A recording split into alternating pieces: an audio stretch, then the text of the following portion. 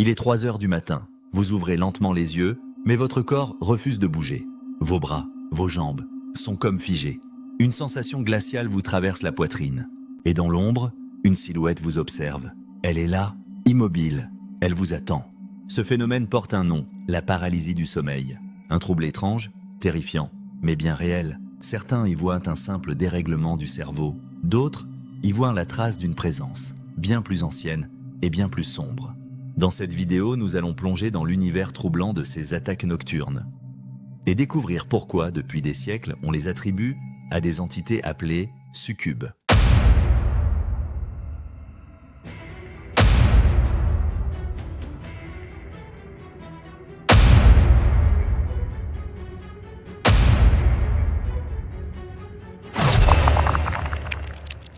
Imaginez la scène, vous êtes couché dans votre lit, paisiblement.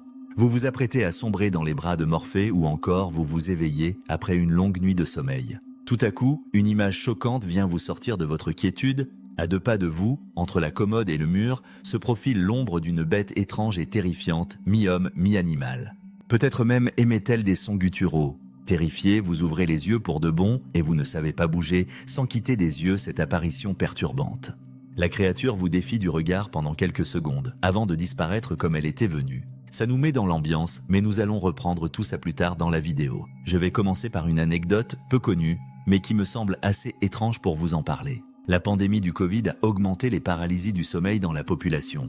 Ces propos vont dans le sens de plusieurs études menées dans le monde entier, qui ont conclu que le coronavirus augmentait les paralysies du sommeil chez les personnes. Certains experts ont même adopté un terme pour la désigner, coronasomnia ou covidsomnia. Au Royaume-Uni, par exemple, une étude réalisée en août 2020 par l'université de Southampton a montré que le nombre de personnes souffrant de paralysie du sommeil est passé de 1 sur 6 à 1 sur 4 depuis le début de la pandémie. La pandémie a changé beaucoup de choses dans la pathologie du sommeil. Les troubles sont de plus en plus fréquents, explique Pablo Brockman, spécialiste du sommeil. Il y a certainement eu une augmentation des paralysies du sommeil et des recherches sont en cours pour en trouver la cause. Mais on s'accorde à dire qu'il s'agit d'un trouble de plus en plus fréquent, ajoute le spécialiste du sommeil. Étrange, non ? Encore plus étrange, ce témoignage qui glace le sang, surtout après le verdict des spécialistes du sommeil. Une maman nous raconte ce qu'elle a vécu avec son fils de 17 ans.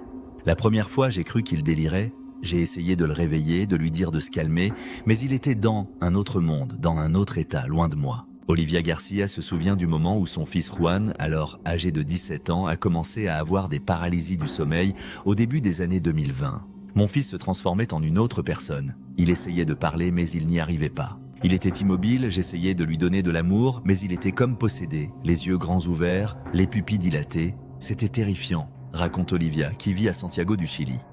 J'ai essayé de le garder près de moi, je lui ai dit « Maman est avec toi, tout va bien ?» Mais il continuait à me fixer, désespéré, comme s'il me prenait pour une étrangère, se souvient Olivia. Nous avons décidé de le prendre en charge lorsque la situation a commencé à devenir incontrôlable. Le jeune homme a subi un électroencéphalogramme, EEG, un test qui mesure l'activité électrique du cerveau afin d'observer ses habitudes de sommeil et d'exclure toute maladie connexe. Les résultats ont montré que le garçon avait un sommeil normal et qu'aucune autre pathologie n'était présente. Bon, là, ça fait encore plus flipper. Maintenant, allons dans le vif du sujet. La paralysie du sommeil touche environ une personne sur 4, au moins une fois dans sa vie. Elle survient pendant la phase REM du sommeil, ce moment où nous rêvons le plus intensément. Le cerveau se réveille, mais le corps, lui, reste paralysé. La personne est consciente mais incapable de bouger, de parler ou même de crier. Ce phénomène peut durer quelques secondes ou de longues minutes. Et dans cet état entre rêve et réalité, l'esprit devient vulnérable, très vulnérable. Les personnes qui ont vécu une paralysie du sommeil décrivent toutes une sensation similaire. Un poids sur la poitrine, une ombre dans la pièce, un regard fixe qui transperce. Certains entendent des murmures. D'autres voient une forme noire au bord du lit. D'autres, encore, ressentent une présence qui grimpe lentement sur leur corps. Voici quelques témoignages. Je sentais quelque chose appuyer sur moi, comme si quelqu'un essayait de m'étouffer.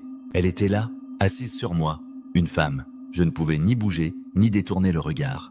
Je me suis réveillé paralysé et j'ai entendu une voix qui murmurait mon prénom. Simple hallucination ou visite d'un autre monde ? Depuis l'Antiquité, les récits d'êtres nocturnes envahissant les rêves existent. Dans la tradition occidentale, on les appelle les succubes et les incubes. Les succubes sont des entités féminines, séductrices, qui s'introduisent dans les rêves des hommes.